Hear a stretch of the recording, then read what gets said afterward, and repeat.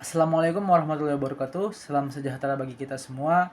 Saya Ahmad Fawas, mahasiswa Prodi Peternakan Fakultas Pertanian Universitas Sumatera Utara dengan NIM 230306017 dari kelas PTNA. Dan pada video kali ini saya akan menjelaskan tentang metabolisme karbohidrat untuk tugas saya pada mata kuliah biokimia yang diampu oleh Ibu Insinyur Petni Petriani SPT MPT IPM ASEAN Eng. Nah, yang pertama itu kita bahas terlebih dahulu tentang apa itu karbohidrat. Nah, karbohidrat ini adalah makromolekul organik yang tersusun atas atom karbon, hidrogen, dan oksigen. Jadi, karbohidrat ini sangat diperlukan untuk tubuh yang digunakan untuk berbagai proses kehidupan. Lalu ada fungsi karbohidrat. Jadi karbohidrat ini memiliki berbagai macam fungsi yang dimanfaatkan oleh makhluk hidup.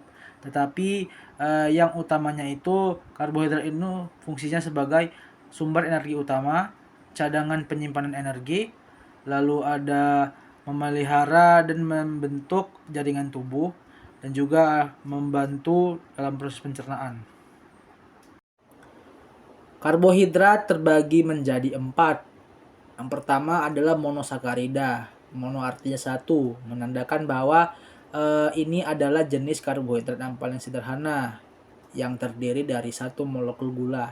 Contohnya itu yang paling umum itu adalah glukosa, lalu ada yang lainnya seperti fruktosa dan galaktosa.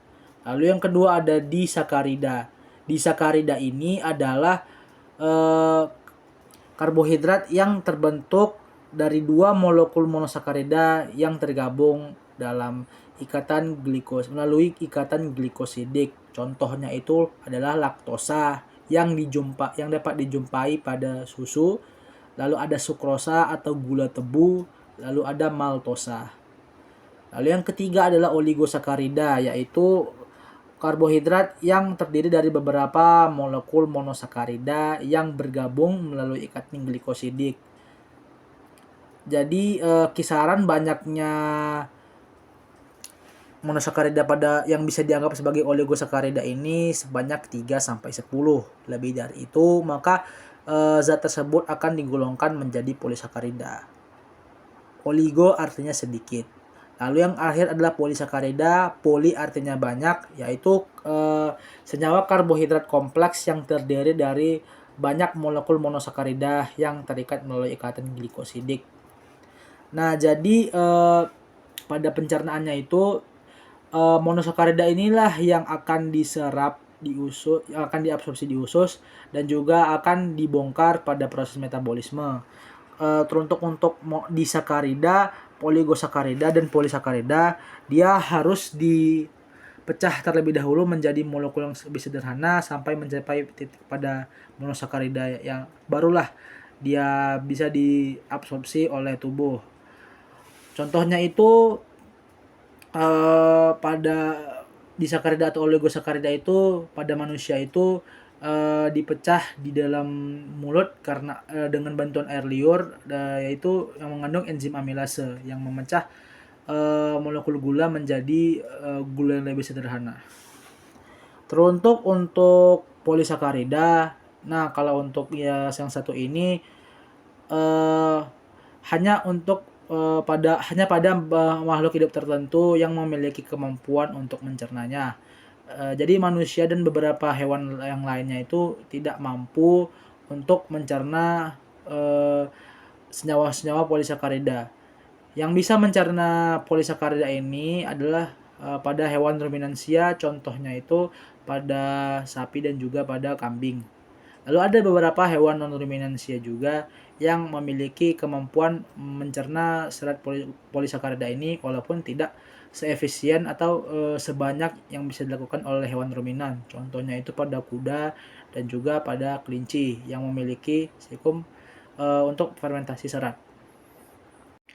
Lalu kita masuk ke dalam metabolisme. Jadi metabolisme ini adalah serangkaian proses kimia yang terjadi dalam organisme hidup untuk mempertahankan kehidupannya.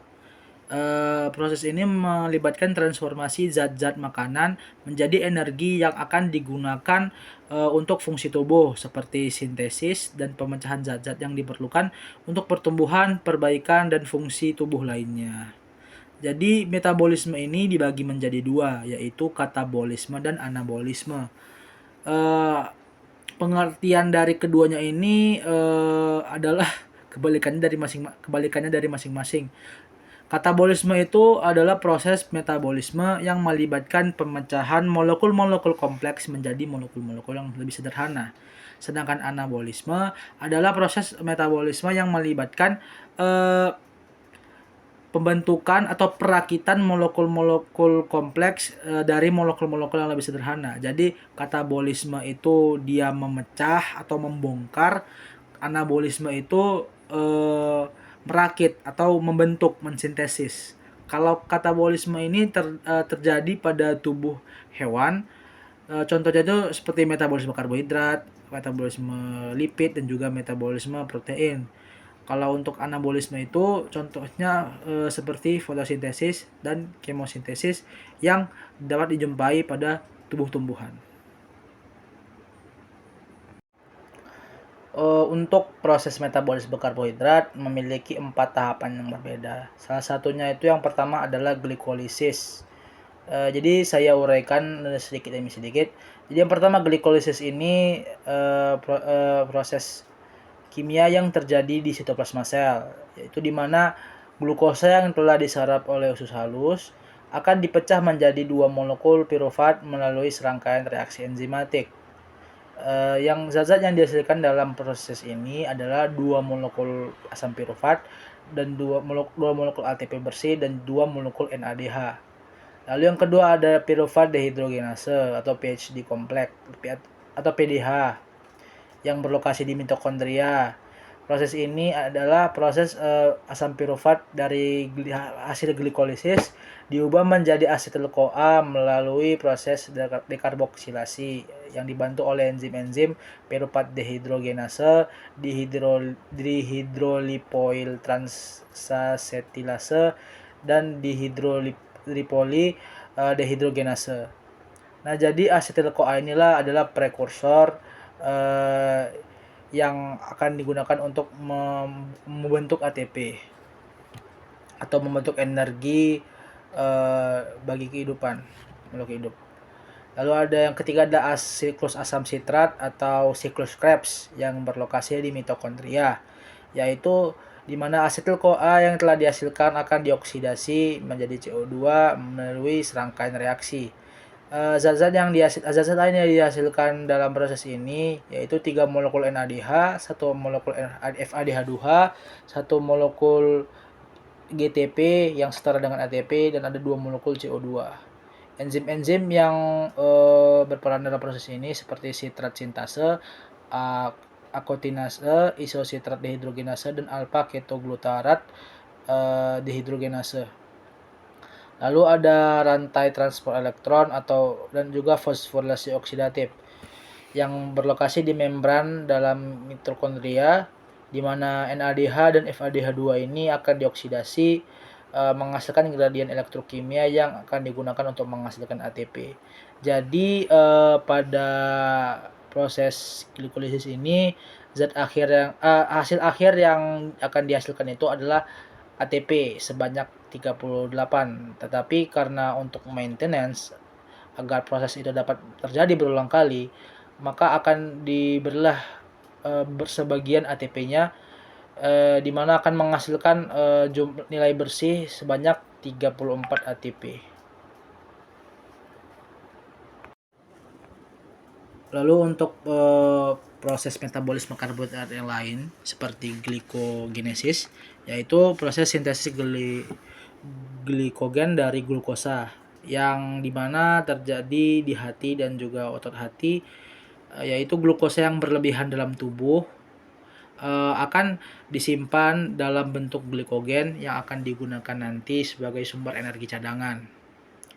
Lalu ada glikogenolysis yang merupakan kewalikan dari glikogenesis, yaitu di mana glikogen yang telah tersimpan dalam tubuh itu akan dipecah dan diubah menjadi glukosa. Proses ini terjadi apabila tubuh berada pada kondisi atau aktivitas fisik yang intens, yang dimana pada saat itu tubuh itu membutuhkan glukosa, tetapi tidak ada asupan pada saat itu. Jadi glikogen yang telah disimpan dalam tubuh itu akan dipecah kembali dan akan menjadi glukosa yang akan digunakan untuk menghasilkan energi untuk melakukan aktivitas hidup pada saat itu. Lalu ada gluconeogenesis, yaitu proses metabolisme karbohidrat ya untuk menghasilkan glukosa, tetapi prekursornya itu atau bahan-bahannya itu merupakan senyawa-senyawa non karbohidrat yang berasal dari metabolisme zat lainnya. Contohnya itu seperti asam laktat dan asam amino yang dapat diubah menjadi glukosa, asam pirufat, dan alfa gliserol. Proses ini terjadi ketika pasokan energi dari karbohidrat tidak lagi tersedia, sehingga tubuh beralih menggunakan zat-zat lain seperti lemak dan juga protein untuk menggantikan karbohidrat sebagai sumber energi. Begitu.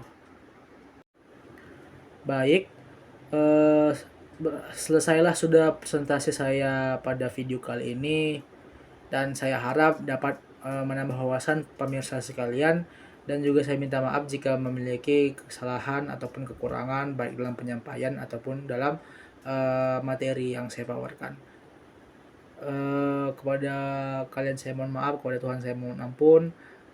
Wabillahi taufiq wal hidayah. Wassalamualaikum warahmatullahi wabarakatuh. Sampai jumpa di video selanjutnya.